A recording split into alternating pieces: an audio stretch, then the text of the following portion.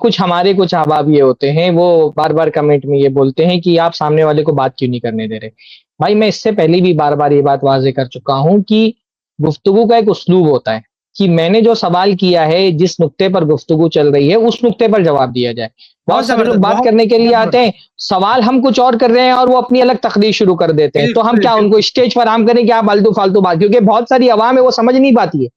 कि जो बात और कर रही है ये ना, जवाब है कि नहीं जवाब है। तो ये हम बहुत अच्छी हमारा बात की उसूल आपने। गुफ्तगू में ये होता है कि टू द पॉइंट बात हो। सामने बेशक, वाला बेशक। भाई अगर सामने वाला नहीं बोल रहा है तो हम जवाब किस बात का दे रहे हैं? सामने वाले ने कुछ बोला है तभी तो हम उसका जवाब दे रहे हैं ना। लेकिन कहीं-कहीं मसला ये होता है कि कोई बंदा गुफ्तगू कर रहा है, हम सवाल कुछ और कर रहे हैं, वो बात अभी इन्हीं भाई को हम देखें, बार-बार हम कह रहे हैं यमलिकुल अरब पे बात करो, तो वो लेकर के जा रहे हैं कि बादशाह कौन था, तो ये फलाँ तारीख आपने पढ़ी कि नहीं पढ़ी है। भाई जो एक बेसिक सवाल किया गया उसका जवाब दो। जब लोगों को ये कह लगता है ना कि हम बात नहीं करने दे रहे, तो हम जब गैर मुतालिक बात करता है तो हम बात नहीं करने देते। मौज़ू से मुतालिक बात करेगा तो क्यों नहीं बात करने देंगे? भाई हम तो बैठे यहाँ पर इसी वजह से मौज़ू से बात करने के लिए। तो ये कमेंट में ये भी मैंने देखा बाज़ मरतबा हमारी क्लिप के नीचे भी होता है कि आप सामने वाले को बोलने ही नहीं देते। सामने वाला जब मौज़ू से गैर मुतालिक बात करेगा तो बोलने नहीं दिया जाएगा। बल्कि हम सामने वाले को भी एक देते हैं कि अगर आपने कोई टॉपिक उठाया है, गैर मुतालिक बात करें, हमको खामोश करो। हमको रोक मत दो, बोलने बिल्कुल, दो बिल्कुल। हमको। टू द पॉइंट बात करो लेकिन, क्योंकि टू द पॉइंट बात करेंगे तभी बात किसी नतीजे पे पहुँचेगी। वरना मैं बोल कुछ और रहा हूँ, सामने वाला कुछ बोल रहा है, फिर मैं कुछ बोल रहा हूँ, सामने वाला कुछ और बोल रहा है। ऐसी बात से कोई नतीजा तो नहीं निकलने वाला।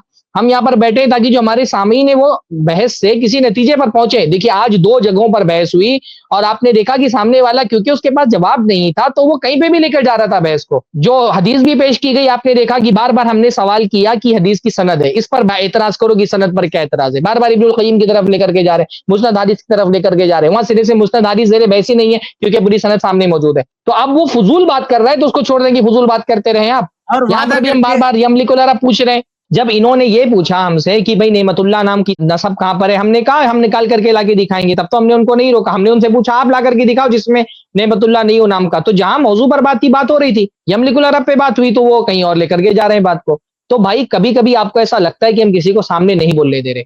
वो इसलिए नहीं बोलने देते क्योंकि सामने वाला हमारे मौज़ू पर बात नहीं कर रहा, हमारे सवाल का जवाब नहीं दे रहा है। इस वजह से हम उसको नहीं बोलने देते।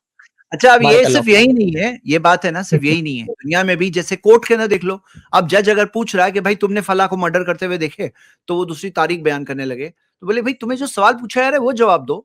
अगर मान लो मिसाल के तौर पे मैथ्स का एग्जाम है, कोई सवाल पूछा गया मैथ्स का, वो बोले नहीं मैं हिस्ट्री ऑफ मैथ्स लिख के दूंगा 3-3 पेज, तो क्या कुछ मार्क्स मिलने वाले हैं? कि भाई जो सवाल पूछा गया वो जवाब दो। अब हम सवाल जो पूछ रहे हैं वो कुछ और हिस्ट्री बयान करना है, कुछ और चीज बयान करनी है। तो ऑब्वियसली यानी हमें कोई चीज मॉडरेट करनी है कि भाई गाड़ी जो चल रही है, ये ऐसा नहीं कि आप अपनी आइडियाज प्रीच करने के लिए एक अपॉर्चुनिटी देखने आए हो। आपको जो सवाल पूछा जा रहा है वो सवाल का जवाब दो। आपने देखा कई बार मैंने उनको कहा 5 सेंटेंस में शुरू तो करो, जवाब देना शुरू तो करो, कितनी बार, लेकिन वो कोई और ट्रैक पे चल रहे हैं।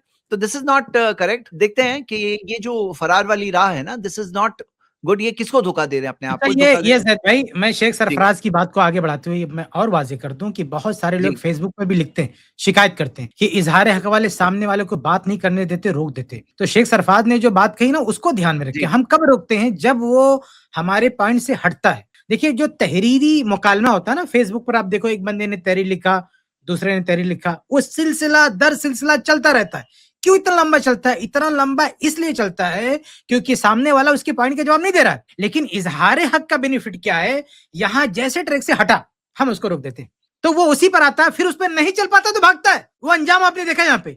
हम उसको खींच के टॉपिक पर लाए तो उस पर वो नहीं चल सकता, उसकी मजबूरी थी। अब अगर ये मुकालमा तहरीर में हो रहा होता तो 1 साल तक चलता, भागता नहीं, वो 1 साल तक लिखता। लेकिन ये आमने सामने फेस टू फेस बात करने का ये बेनिफिट होता है कि आदमी अपने ट्रैक से हट नहीं पाता है। उसका अंजाम या तो कबूल करेगा या भागेगा।